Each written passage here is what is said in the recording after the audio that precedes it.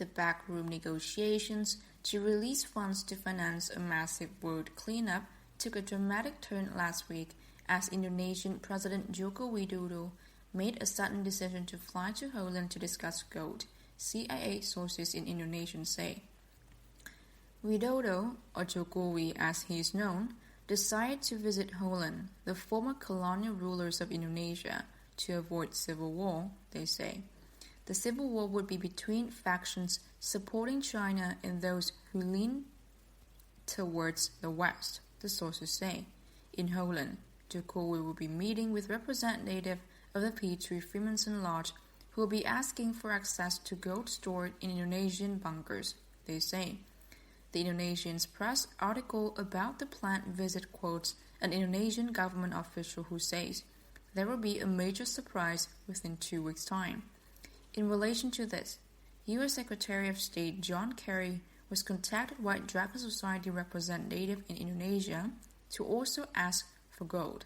The CIA sources say Skull and Bones spontaneous Kerry will not get any, while Dragon Society sources say Kerry and his fellow Kabbalists are panicking because the real U.S. economy is in big trouble. The latest sign of this is the fact that wholesale inventories are now piling up at record levels. Chinese exports in February also plunged by 25% year-on-year, largely due to a drop in sales to the U.S., which has no money to pay for them. This U.S. economic malaise is why negotiations to set up the Future Planning Agency have suddenly taken on momentum. The planning agency would be happy to support the U.S. people, just not the Khazarian mafiosi now running the country, while Dragon Society sources say. The U.S. military, for its part, has made it clear it would like to have permission from the Indonesian Navy to station a fleet around Benua Island in order to gain maritime domain awareness in the region.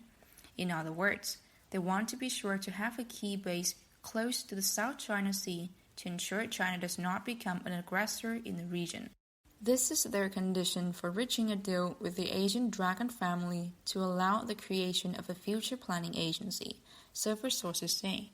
Meanwhile, buyers calling themselves the Golden Dragon family have emerged willing to buy an initial 20 metric tons of gold, Pentagon and CIA sources say. Chinese government sources, for their part, would prefer an initial deal of 50 tons and say 1,000 tons can be made available within 3 months. Documents are being sent and due diligence is being done to ensure this deal turns into reality, representatives of both sides confirm. The gold is being sold, as mentioned last week, at a 13% discount with 3% for commissions and 10% for establishing a meritocratically staffed future planning agency. The White Dragon Society will get involved when the actual physical gold is made available for inspection in Hong Kong, possibly later this month or early next month. If this deal fails to materialize, or it's sabotaged by the Khazarian Mafia, it will be time to bring out the pitchforks, the White Dragon Society sources say. Meanwhile, Nazi Illuminati Grandmaster Alexander Romanov came to visit a White Dragon Society representative last week at the request of the NSA. The NSA wanted details about the meeting that took place on March the 10th, 2011 that just prior to the 11 March nuclear tsunami attack.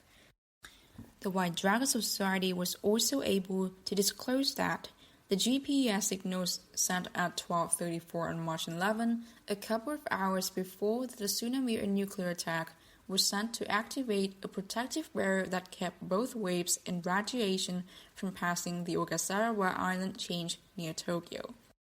This is why there was no need to evacuate 50 million people from Greater Tokyo, as was intended by the perpetrators of this atrocity. This is also why the radiation from Fukushima has mostly vanished. The same mysterious protective agency also prevented a tsunami from emerging after a 7.8 magnitude earthquake struck off a coast of Indonesia on March the 2nd, the White Dragon Society sources say. Alexander Romanov also explained why he was locked up again by the Japanese authorities until recently. It turns out he was sitting drunk in the park when local Japanese police asked him for ID. Since he does not have any, he was taken away to the station until higher levels of police instructed that he be let go. When he returned to his house, there was a car with a license number 666 parked in front of it. The drunk and angry Romanov then stabbed the driver of this car in the neck with a combination of bottle and a can opener. Shortly after that, he was hauled away by about 20 policemen and put in protective custody. Romanov was let go after promising not to cause any more much incidents, such as the lie of a genuine Illuminati grandmasters. In any case, Romanov also said he had a message from the CIA colony known as North Korea. Kim Jong-un would like to be the emperor of the future united entity of the Korea and Japan. Kim would be a more genuine emperor than the Rothschild puppet recently sitting on the throne, Romanov says. The North Koreans know how to contact the White Dragon Society without going through Romanov, so it's hard to know what to make of this. However, the recent sanctions put on North Korea by Russia, China, US, and Japan are actually hurting a lot and forcing the North Koreans to the negotiating table. This may thus be a genuine negotiating plot. In relation to this, the recent North Korean submarine reported sunk by the US military during the US-South Korean war games was actually an Israeli submarine that was planning to launch a nuclear missile at the US and blame it on North Korea, according to Japanese military intelligence sources. This was a submarine that was recently delivered to Israel by Germany, Pentagon sources say. Speaking about Israel, US Vice President Joe Biden went there on March the 8th to tell Santana's Prime Minister Benjamin Netanyahu that a new Russian and Vatican alliance will force Israel to stop its international antisocial behavior, Pentagon sources say. A planned UN resolution will call for a two-state solution, forcing Israel to withdraw to 1949 lines, live to outside Gaza siege, and make East Jerusalem as capital of Palestine, they say. Failure to comply will lead to UN sanctions and an arms embargo, they add. In addition, UN troops led by Russia may evict armed settlers and protect Gaza, they say. On top of this, Russia is pressuring the US to declare ISIS is committing genocide against Christians. Doing so would allow for UN sanctions against ISIS sponsors Turkey, Saudi Arabia, and Israel, the sources say. It would also open up Israeli, Turkish, and Saudi war criminals to prosecution, they note. In addition to laying down the law to the Israelis about their troublemaking in the Middle East, Biden also told Netanyahu to keep the Israeli lobby out of the U.S. presidential election, the sources say. The military, FBI, and agency rank and file are determined not to let any Khazarian mafia stooge like Hillary Clinton to be elected as president this time. The Pentagon sources are saying the election is likely to be won between Donald Trump and Vice President Biden. Biden is biding his time and waiting to step in after Hillary Clinton is indicted, Pentagon and agency sources say. On the front, the military is involved with a secret grand jury that may have gone rogue against those trying to stop the investigation of Hillary, one of the sources say. Another investigation is involving authorities in the US, Malaysia, Singapore, Abu Dhabi, and Switzerland is also closing in on the Khazarian mafia.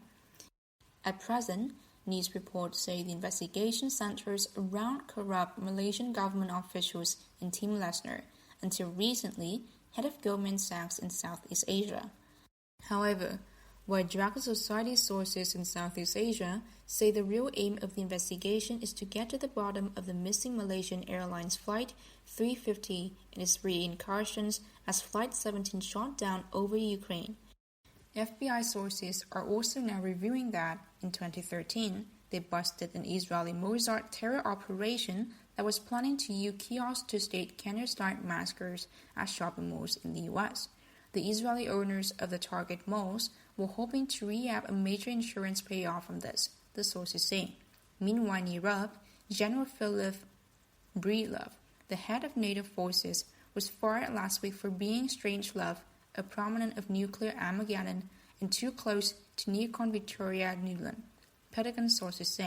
In other words, Breedlove was not going along with the new Pentagon and Russian alliance that was cemented at the historical first 962-year meeting between the Pope and the Russian Patriarch on February the 12th.